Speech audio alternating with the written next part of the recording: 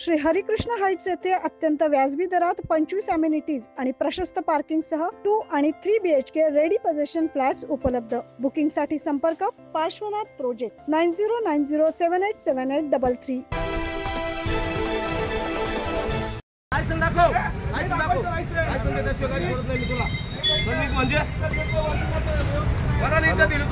आम्हाला काय बदली इथं घेणं नाही मला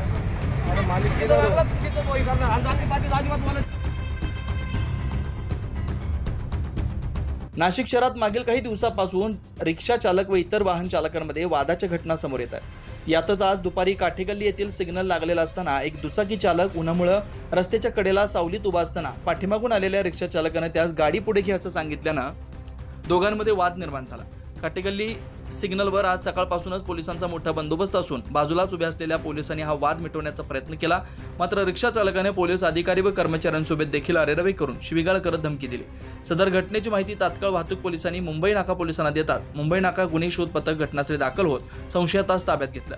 पुढील कारवाई मुंबई नाका पोलीस करतात। मात्र दिवसेंदिवस नाशिक शहरात रिक्षा चालकांची मुजोरी पाहायला मिळते, त्यामुळे अशा रिक्षा चालकांवर कठोरात कठोर कारवाई व्हावी अशी मागणी स्थानिक नागरिकांकडून केली जाते। 9 न्यूज महाराष्ट्रासाठी वैभव घुगे, नाशिक।